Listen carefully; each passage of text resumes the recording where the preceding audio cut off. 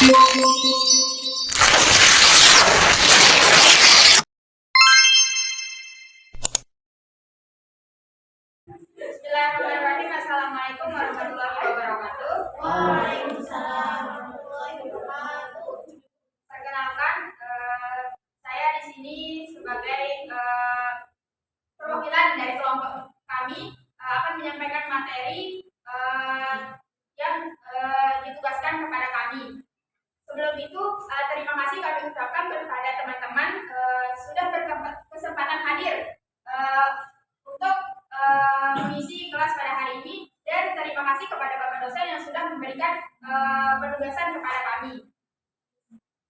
Sebelumnya, perkenalkan, saya Elia Hidayati dengan nomor induk mahasiswa E1M022007. Di sini tidak sendiri, saya bersama rekan-rekan saya, di mana yang pertama Saya sudah berkomunikasi dengan unit 1M022-012. Saya Nadia Lutari dengan nomor induk mahasiswa E1M022-013. Saya Mulyana dengan nomor induk mahasiswa E1M022-013. Baik, di sini saya akan menjelaskan materi terkait dengan Pancasila sebagai dasar negara. Pancasila sebagai dasar negara merupakan dasar negara yang autentik dalam pembukaan Undang-Undang Dasar tahun 1945. Adapun nilai-nilai yang terkandung dalam Pancasila yaitu nilai ketuhanan, kemanusiaan, persatuan, kerakyatan, dan nilai keadilan sosial. Baik, di dalam menelusuri konsep dasar negara, konsep dasar negara dapat disimpulkan sebagai kelompok sosial yang mendiami suatu wilayah maupun daerah tertentu yang berada di bawah lembaga politik maupun lembaga pemerintahan yang efektif, kemudian memiliki kesatuan politik, berdaulat, dan memiliki tujuan negara yang akan dicapai oleh negara tersebut. Jadi di sini negara dapat dikatakan sebagai sebuah wilayah dapat dikatakan sebagai suatu negara apabila pertama ada sistem pemerintahan, kedua ada penduduk yang mendiami suatu wilayah tersebut, dan yang ketiga ada tujuan nasional yang ingin dicapai oleh negara tersebut.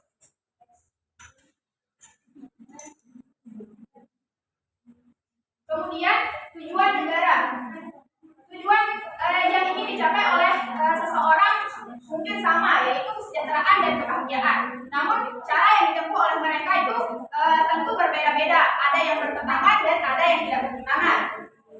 Adapun tujuan yang ingin dicapai oleh negara Indonesia yaitu mewujudkan kesejahteraan umum dan menjamin keselamatan bagi seluruh bangsa dan seluruh wilayah yang ada di negara Indonesia ini.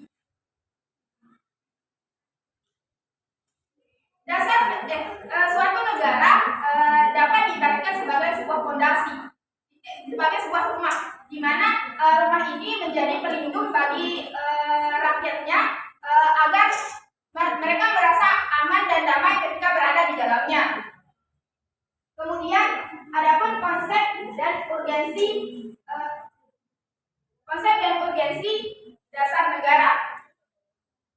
Secara etimologis, istilah dasar negara memiliki makna yang identik dengan norma dasar, kemudian cita-cita hukum, kemudian cita negara, dan dasar filsafat dan dasar negara sebagai suatu filsafat, sebuah filsafat di dalam sebuah negara.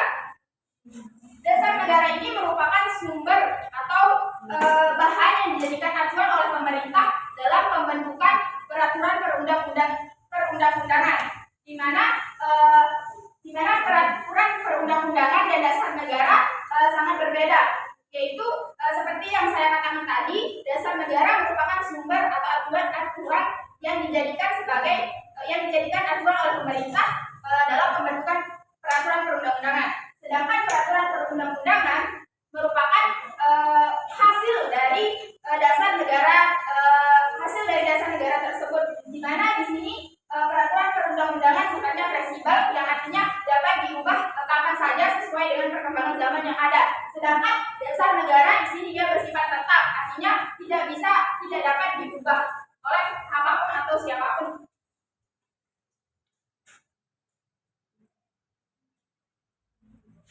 Kemudian kajian Pancasila sebagai dasar negara. Pancasila sebagai dasar negara juga memiliki sejumlah makna, di mana pertama sebagai dasar untuk menata negara yang merdeka dan berdaulat. Untuk menata sebuah negara yang merdeka dan berdaulat, tentu diperlukan fondasi yang kuat agar negara tersebut tidak mudah roboh dan runtuh. Seperti yang saya katakan tadi, bahwa negara itu merupakan diibaratkan sebagai sebuah rumah. Sebuah rumah tanpa fondasi yang kuat akan mudah runtuh dan roboh. Kemudian yang kedua, sebagai dasar yang mengatur penyelenggaraan aparatur negara yang bersih dan berwibawa.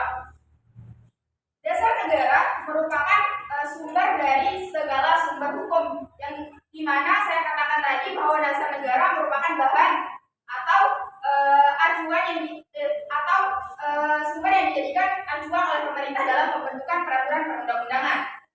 Kemudian yang ketiga, dasar negara juga merupakan arah atau petunjuk dalam aktivitas kehidupan berbangsa dan dalam kehidupan sehari-hari. Kemudian fungsi Pancasila sebagai dasar negara yaitu pertama, sumber dari segala sumber hukum di Indonesia. Yang kedua, suasana kebatinan dari Undang-Undang Dasar 1945. Yang ketiga, cita-cita hukum bagi hukum dasar negara.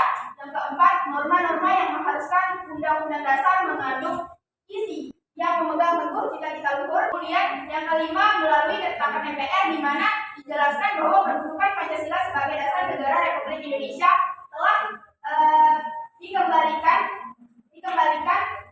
akan mampu sebagai sumber semangat bagi Undang-Undang Dasar tahun 1945.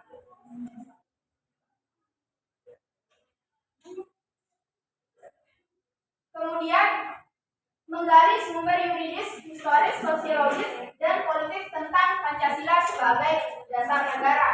Sumber yuridis, Pancasila merupakan dasar negara Republik Indonesia sebagaimana terdapat pada pembukaan Undang-Undang Dasar tahun 1945. Peneguhan Pancasila sebagai dasar negara terdapat pada pembukaan Undang-Undang Dasar, juga terdapat dalam ketetapan MPR, di mana dijelaskan dalam UUD nomor 12 tahun 2011 tentang pembentukan perundang-undangan bahwa Pancasila merupakan sumber dari segala sumber hukum.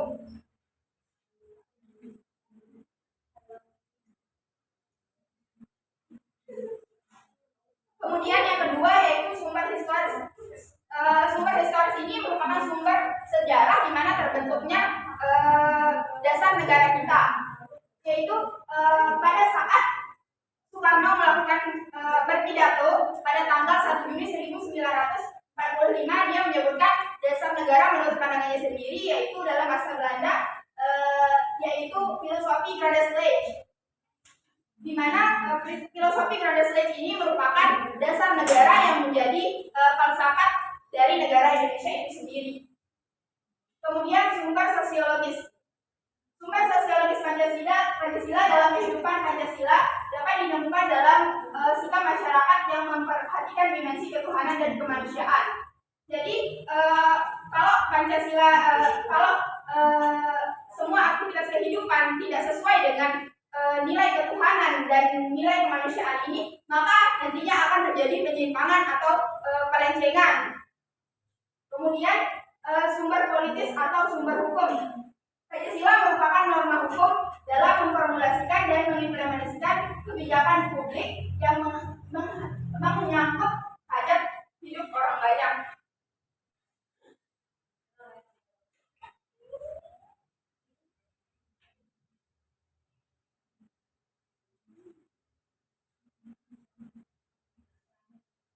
Kemudian ada dinamika Pancasila. Dinamika merupakan tingkah laku yang langsung mempengaruhi warga lain secara timbal balik. Pada saat itu Indonesia sebagai negara yang harus merdeka, sistem pemerintahannya mengalami beberapa perubahan sehingga Pancasila dijadikan sebagai acuan atau pandangan hidup bagi orang banyak. Seperti yang saya katakan tadi, bahwa Pancasila merupakan sumber dari segala sumber hukum, di mana pada sila pertama ini, di mana pada contohnya pada sila pertama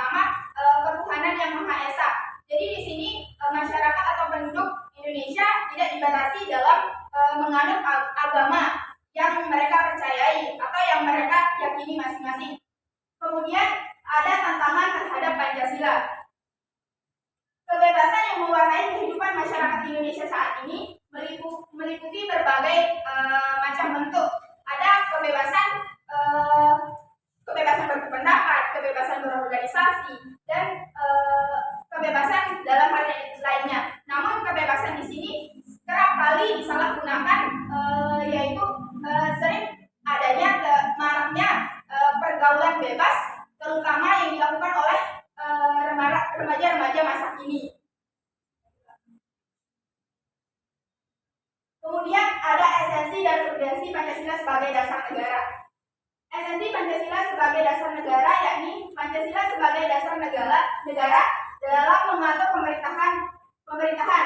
Pancasila sebagai pandangan hidup bangsa. Kemudian Pancasila sebagai kepribadian bangsa. Nah, Pancasila sebagai kepribadian bangsa merupakan ciri khas dari bangsa Indonesia, di mana bangsa Indonesia memiliki norma-norma dan akhlak yang baik yang dianut dalam dasar negara ini. Kemudian ada Pancasila sebagai cita-cita dan tujuan dari bangsa Indonesia itu sendiri. Yang kedua, urgensi Pancasila.